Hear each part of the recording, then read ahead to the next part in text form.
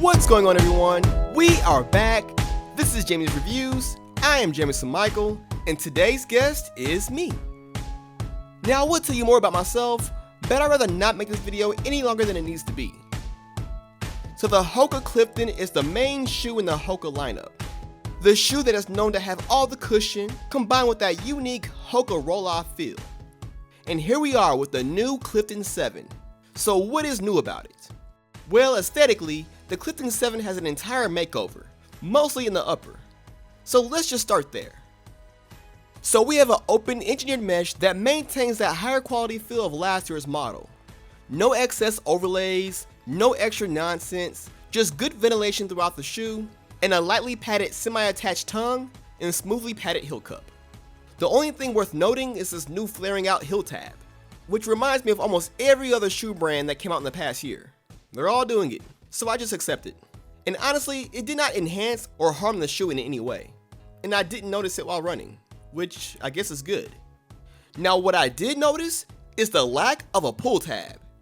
Now Hoka, I am not trying to make this review into a rant, but what is you doing, baby? You gave the Hoka Rincon all the extra pull tab love, then just took it all away from the Clifton. Now I'm sure this was just a bad decision with good intentions. But man, the pull tab though? Now the midsole cushioning uses full compression EVA that provides all the cushion when it comes to the push and the pace in a daily trainer. Plush is one way to describe it, but the ride is still smooth by the way of the metal rocker. You have that nice roll off, and that sensation is either a love or hate thing. Not everyone will rock with it. For training runs, it is a go-to if you're wanting a shoe that is softer and more forgiving. But for faster runs, you're going to have to work a little bit harder in this shoe. Too much cushion can be a thing, depending on the person and the type of workout. The Clifton 7 can be that marathon training shoe, it can be someone else's recovery shoe, and if you want to use it for a track workout, then go ahead. It's just too much shoe for my taste for speed workouts. On the outsole, you have strategic rubber throughout most of the midfoot and forefoot, and a little bit on the heel.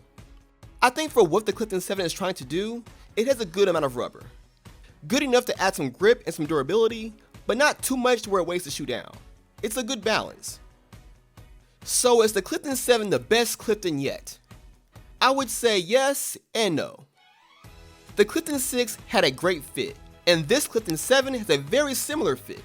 Snug in the midfoot and a wider toe box. Much better than those old school Hokas. And just an overall comfortable fit. And the color options this year looks 10 times better than ever before. Less highlighter and random stuff going on. They look actually nice. But that's all subjective, like this review. But yeah, the only big letdown to me was of course the pull tab, or lack thereof. But let's not get back into that rant. The Hoka Clifton 7 is great, and will continue to be one of the best shoes on the market. So when it comes to the Hoka One Clifton 7, your boy Jamie does approve. Excellent. In Clifton, so let's say June, but I don't say June 1st, where's the shoe? Okay. Alright guys, this is my 4th time trying to record this post-review review, and for some reason my audio is just not coming together, so hopefully this is the time it works. If not, I'm gonna give up. So, here we are. We got the new Clifton 7, and as you guys know in my review, I like it. Minus the one issue, but we won't get into that. I don't wanna rant. But since you guys know what I think about the shoe, the big question here is, which shoe is better? The Clifton 7 or the Rincon 2? Now, I'm gonna link the Rincon 2 review down below. Technically, it'll be out tomorrow, but for those who are watching this and actually care about clicking links, it's down below. It's unlisted, so you can comment and like it before it goes public, but whatever. Now, these two shoes are both daily trainers. Clifton 7 is going to be a little more cushier, a little more plush, a little more stable, a little more shoe. The Rincon, by no means, is not a cush shoe. It's still cush. It's still a Hoka. But it is lighter, and you might go, oh, well, if it's lighter, it's a better shoe. Not necessarily. I always tell people every shoe has its purpose. So when people say which one's better, it's like better for what? Better for what you're doing, better for the pace, better for your foot strike, better for how long you're running, how fast you're trying to run, like what's better? So I would say if you're someone who likes a lot of cushion and you like that nice roll-off feeling, then this is going to give you probably one of the best shoes on the market. Like this, the Hoka Bondi, Hoka's known for being a maximum cushion shoe, and so this is like their bread and butter. This is the one that you go to when you want the Hoka One. Now this shoe is lighter. You might think, well, what's the downfall? Like, why would I get the heavier shoe over the lighter weight shoe? This one's not as supportive.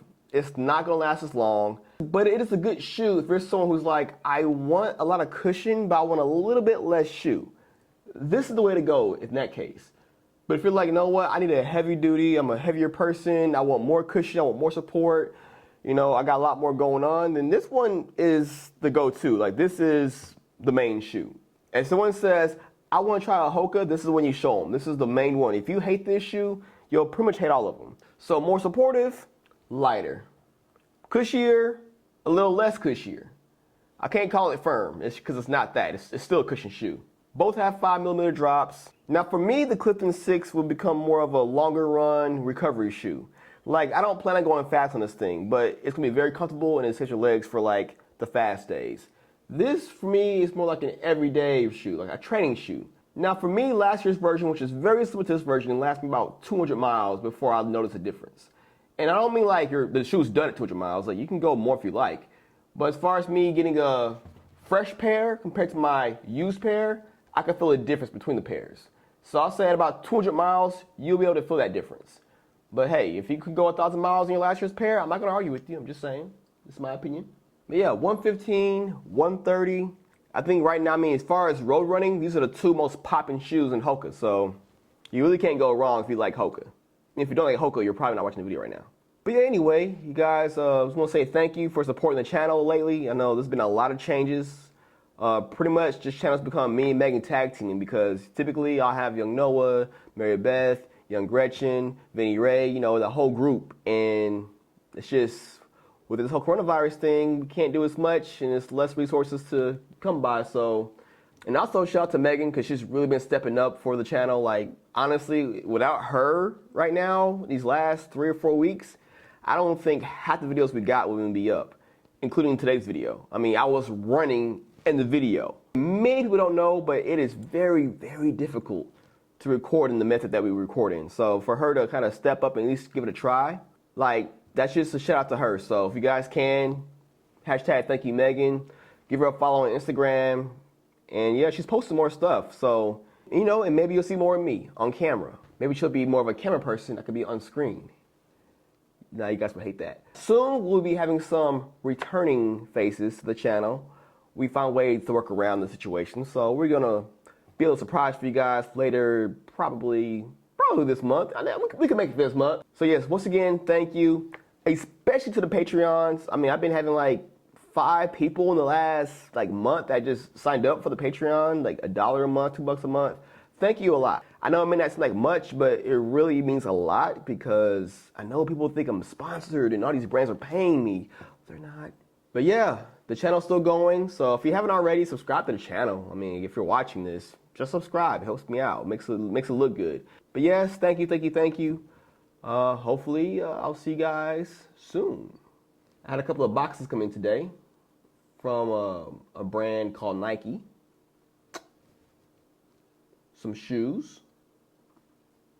Got them a little early, but we'll hold off. You know, we'll get some runs in them. Cause I hate doing like first run reviews. I don't like doing those. Since they are here early, I'll be able to, you know, break them in for you guys and have a full review on some of that stuff. So yeah, Hoka, Nike, Skechers, I don't care. If it's a good shoe, bad shoe, we'll review it. If it sucks, we'll throw it. And with that said, be sure to stay in school. Don't do drugs. And if you can, please, well, hopefully the audio's working, but if it is, keep it tight. Boy, it's broke, man. I can't go to work, man. My job shut down, so it's throwing shoes around. It's like actually a story, actually like, it's gonna may inspire you guys. Oh. Hi. Oh, hello. But with that said, be sure to stay in school,